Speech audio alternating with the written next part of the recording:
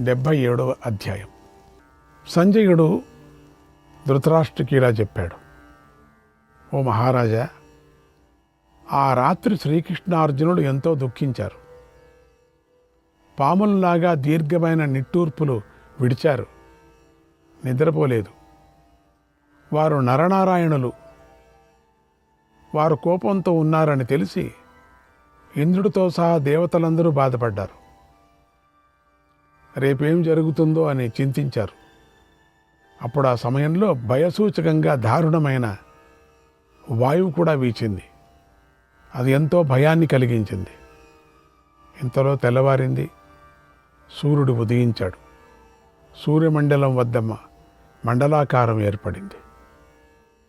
ఇంతలో వర్షం లేకుండానే ఉరుములతోనూ మెరుపులతోనూ కూడినటువంటి పిడుగులు పడ్డాయి. పర్వతాలు కంపించాయి, వనాలు కంపించాయి, అడవులు కంపించాయి, భూమి కదిలిపోయింది, సముద్రాలు క్షోభించాయి. సముద్రం వైపు ప్రవహించవలసిన నదులు వెనక్కు తిరిగి ప్రవహించాయి.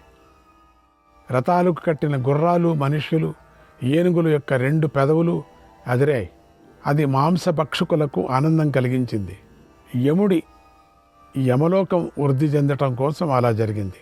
అలా ఒళ్ళు జలధరించేటువంటి దారుణమైన ఉత్పాతాలు సంభవించాయి. వాటిని చూసి అర్జునుడిని ఉగ్రమైన ప్రతిజ్ఞను విని మీ సైనికులందరూ ఎంతో బాధపడ్డారు. అప్పుడు శ్రీకృష్ణుడితో అర్జునుడు ఇలా అన్నాడు: ఓ మాధవ, నీ చెల్లిని, కోడలిని ఓదార్చు ఓ ప్రభు. చక్కని శాంతి వచనాలతో నీ కోడలు, ఆమె చెలికెత్తలు శోకం విడిచిపెట్టేలాగా ఓదార్చు అని కోరాడు. యుద్ధ ప్రారంభ సమయంలో ద్రౌపది, సుభద్ర వంటి స్త్రీలు కూడా వచ్చి శిబిరంలో ఉన్నారు. అప్పుడు కృష్ణుడు అర్జునుడి శిబిరానికి వెళ్ళాడు. పుత్రశోకంతో దుఃఖిస్తున్న చెల్లెలిని ఇలా ఓదార్చాడు: ఓ వృష్ణి వంశంలో పుట్టినదానా, నువ్వు కొడుకు గురించి కోడలితో బాధపడకు. ఈ విధి ప్రాణులన్నిటినీ కాలం చేత నిర్మించబడింది. సద్వంశంలో విశేషించి క్షత్రియ కులంలో నీ పుత్రుడు పుట్టాడు. అలాంటి నీ పుత్రుడికి ఈ వీరమరణం తగినదే కనుక ఏడవకు. నీ పుత్రుడు మహారథుడు, తండ్రితో సమానమైన పరాక్రమం గలవాడు. క్షత్రియ ధర్మాన్ని ఆచరించాడు. చక్కని గతిని పొందాడు. అనేక మంది శత్రువులను జయించాడు. ఎందరో దుష్టులను మృత్యుముఖానికి పంపించాడు. ఇప్పుడు అన్ని కోరికలు తీర్చే అక్షయ లోకాలను పొందాడు. వాటిని పుణ్యాత్ములు మాత్రమే పొందుతారు. సత్పురుషులు తపస్సుతోనో, బ్రహ్మచర్యంతోనో, వేదంతోనో, బుద్ధిబలంతోనో పొందే గతినే నీ కుమారుడు పొందాడు. ఓ మంగళాంగి, నువ్వు వీరపుత్రుడిని కన్నావు. నువ్వు వీరపత్నివి. నువ్వు వీరుడికి పుట్టావు. నీ బంధువులు వీరులే. కనుక నువ్వు నీ పుత్రుడి గురించి శోకించకు. అతడు పరమగతిని పొందాడు. ఆ పాపాత్ముడైన సైంధవుడు బాలుడైన అభిమన్యుని చంపాడు.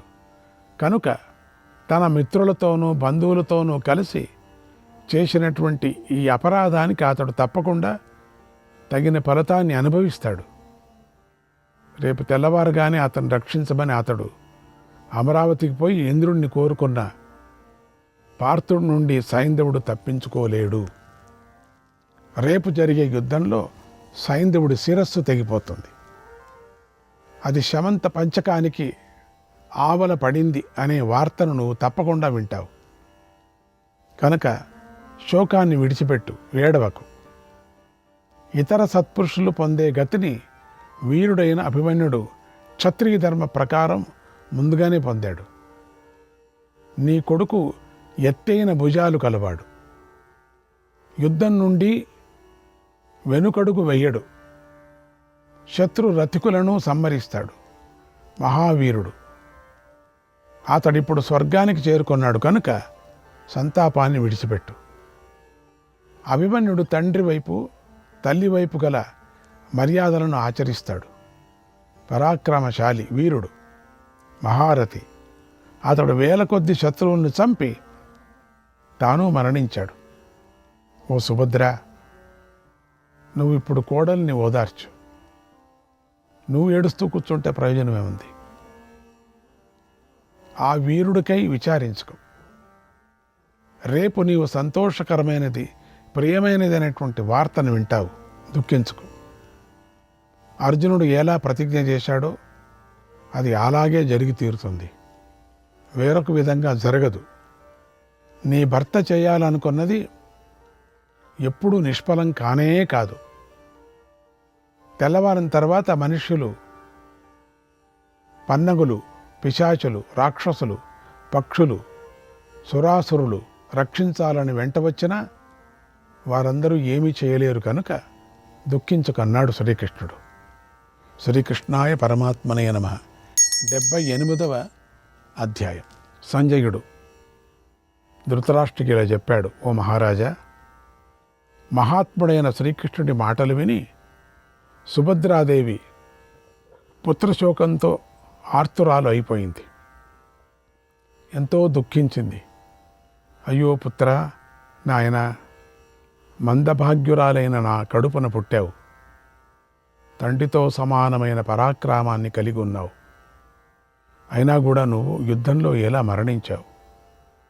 నాయన, నువ్వు అందమైన కన్నులు గలవాడు, చక్కని పలువరస గలవాడు. అటువంటి నీ ముఖం యుద్ధభూమిలో ధూళితో కప్పబడి ఉంటుంది. దాన్ని ఎలా చూసేది? నువ్వు శూరుడవు, యుద్ధంలో వెనక్కు తిరగవు. నువ్వు చక్కని తల, మెడ, బాహువులు కలవాడు, ఉదయించే చంద్రునిలాగా ఉంటావు. అలాంటి నిన్ను ప్రాణులన్నీ తప్పకుండా చూస్తాయి. నువ్వు పూర్వం విలువైన పాన్పుల మీద పవళించేవాడు. నువ్వు సుఖాలను అనుభవించడానికి యోగ్యుడు. అటువంటి నువ్వు ఈరోజు బాణాల దెబ్బతిని నేలపై ఎలా పడుకున్నావు? పూర్వం స్త్రీలు రత్నాల చేత నిన్ను గౌరవించేవారు. పూర్వము సూత మాగధ మంది జనం చేత స్తుతించబడుతూ ఉండేవాడు. ఈ రోజున అరుస్తున్న ఘోరమైన భూతగణాల చేత ఉపాసించబడుతూ ఉన్నావు. నాయన, పాండవులు నీకు రక్షకులుగా ఉన్నారు. అలాగే వృష్ణివీరులు, పాంచాలురు ఉంటున్నారు. అయినా నిన్నెవరూ అనాథను చేసి చంపారు. పాపం, నిన్ను చూడటంతో నా కన్నులు తృప్తి పొందలేదు. నిన్ను చూసే భాగ్యాన్ని నేను పొందలేకపోయాను. నేను మందభాగ్యురాలను. నేను ఈరోజే నిశ్చయంగా యమలోకానికి వెళతాను.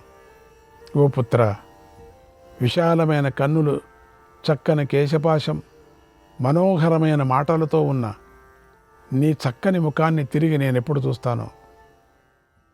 భీమసేనుడి బలం వ్యర్థం, గాంధీవాన్ని ధరించిన అర్జునుడి బలం వ్యర్థం, వృష్ణువీరుల పరాక్రమం వ్యర్థం, పాంచాలుల బలం వ్యర్థం.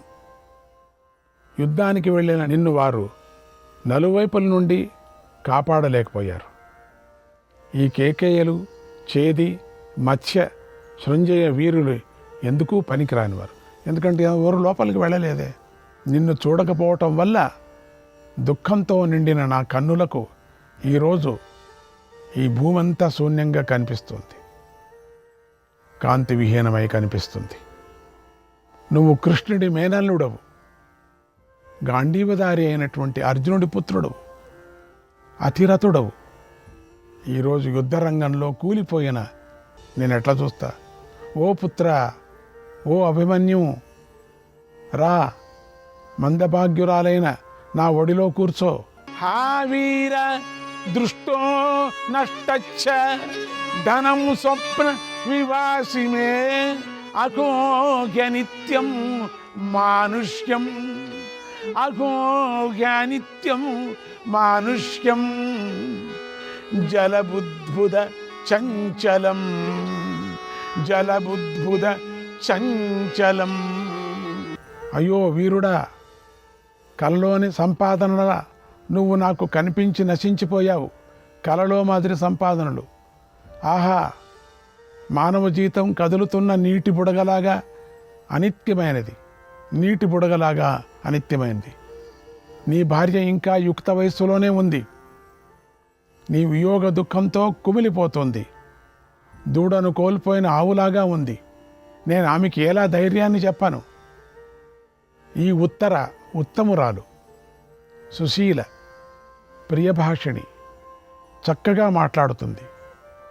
నాకు కోడలు యశస్విని, సుకుమారి, విశాలాక్షి, నిండు చంద్రుని వంటి ముఖం కలది, చిగురుటాకు వంటి కోమలమైన శరీరం గలది. అభిమన్యు, నా కోడల్ని ఓదార్చు, ఆమెకు సంతోషం కలిగించురా. అయ్యో, ఇది నువ్వు పుత్రలాభ ఫలాన్ని పొందే సమయం. ఇప్పుడు ఈ సమయంలో నిన్ను చూడాలని తహతహలాడే నన్ను విడిచిపెట్టేశావు. కేశవుడు రక్షకుడై ఉన్నాడు, అయినా కూడా అనాథలాగా మరణించావు. కాలగతిని నిజంగా బుద్ధిమంతులు కూడా తెలుసుకోలేరు. ఓ పుత్ర, యజ్ఞం చేసేవారికి, దానశీలులకు, జితేంద్రియులకు, విప్రులకు, బ్రహ్మచర్య వ్రతం ఆచరించే వారికి, పుణ్యతీర్థాలు సేవించిన వారికి, కృతజ్ఞులకు లభించే పుణ్యము నీకు లభించుగాక.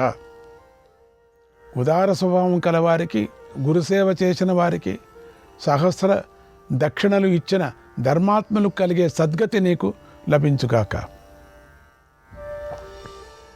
వెనకడుగు వేయకుండా యుద్ధం చేసే శూరులు, యుద్ధంలో శత్రువులను వధించి ప్రాణాలను కోల్పోయేవారు పొందే గతిని నీవు పొందెదుగాక.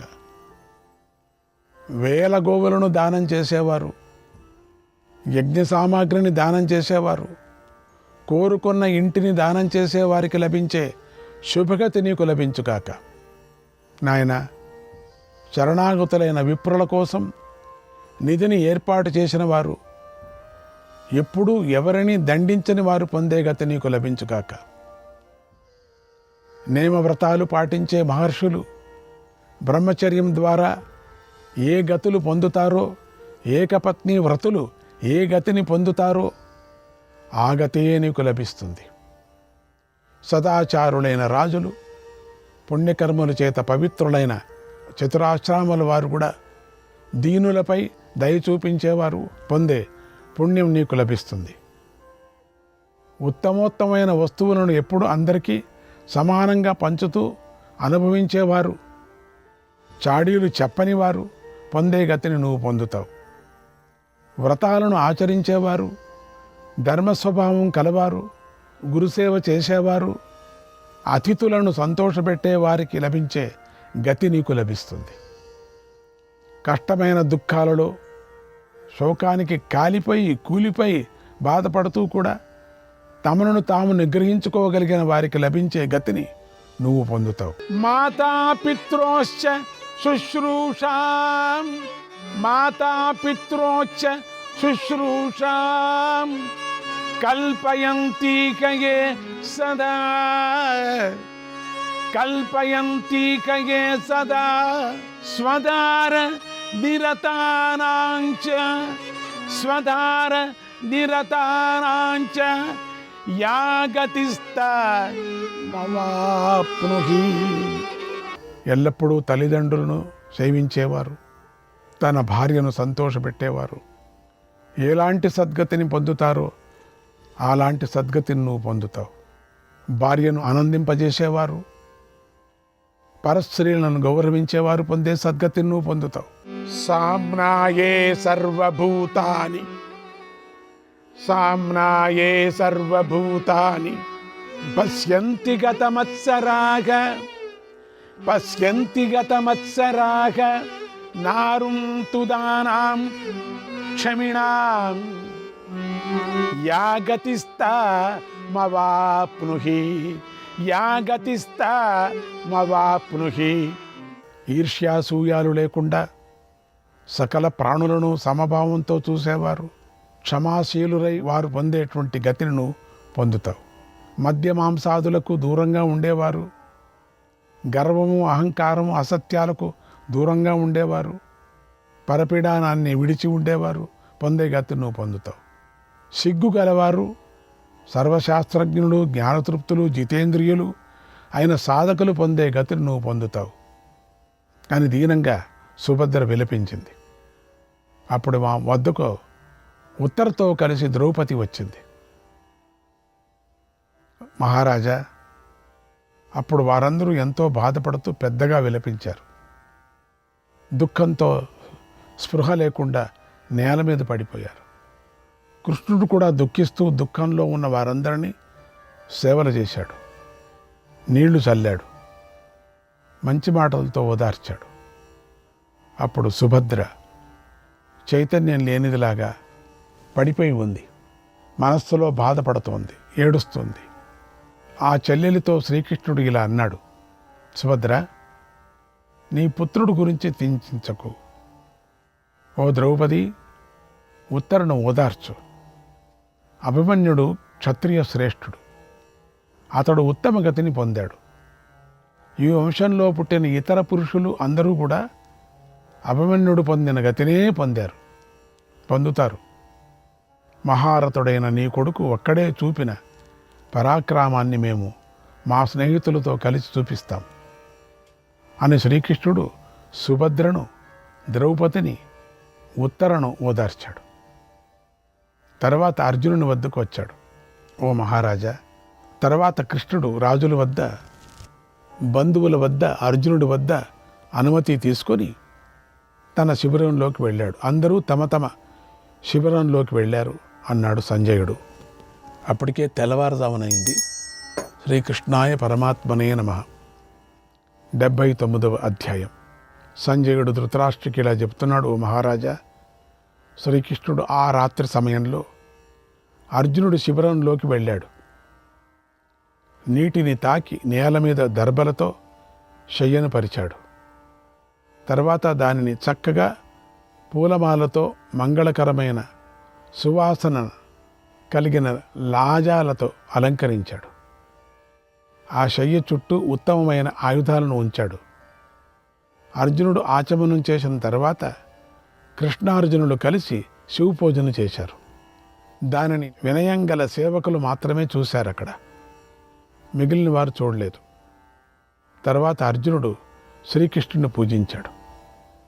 ఆ రాత్రి పూజల్లోని నైవేద్యాన్ని కృష్ణుడికి నివేదన చేశాడు. తర్వాత కృష్ణుడు ఎంతో సంతోషంతో నవ్వుతూ అర్జునుడితో ఇలా అన్నాడు, ఓ పార్థ, ఇక నువ్వు నిద్రపో. 2 గంటలు నీకు శుభం జరుగుతుంది. నీకు శుభం కలగటానికే నేను వెళుతున్నాను అన్నాడు. తర్వాత ద్వారపాలకులను, రక్షకులను నియమించి జాగ్రత్తగా కాపలా కాయమని ఆజ్ఞాపించాడు. దారకుడితో కలిసి తన శిబిరంలోకి వెళ్ళాడు. తర్వాత శ్రీకృష్ణుడు చేయవలసిన పనుల గురించి ఆలోచిస్తూ తెల్లటి శయ్య మీద పడుకున్నాడు. శ్రీకృష్ణుడు అర్జునుడికి సంతోషాన్ని కలిగించేవాడు, గొప్ప కీర్తి కలవాడు. అర్జునుడు మేలు కోరుకునేవాడు, అందరికీ ఈశ్వరుడు. శ్రీ మహావిష్ణువైన శ్రీకృష్ణుడు సమాధి స్థితిని పొందాడు, యోగాన్ని ఆశ్రయించాడు. అర్జునుడి శోకాన్ని, దుఃఖాన్ని పోగొట్టాలని పూనుకున్నాడు. అర్జునుడికి శాంతిని, తేజస్సును పెంపొందించాలని నియమాలను పాటించాడు. రాజా, ఆ రాత్రి పాండవ శిబిరంలో ఎవరూ నిద్రపోలేదు. అర్జునుడు పుత్రశోకంతో బాధపడుతూ సింధురాజును వధిస్తాను అని తొందరపడి ప్రతిజ్ఞ చేశాడు. శ్రీకృష్ణాయ పరమాత్మనే నమః.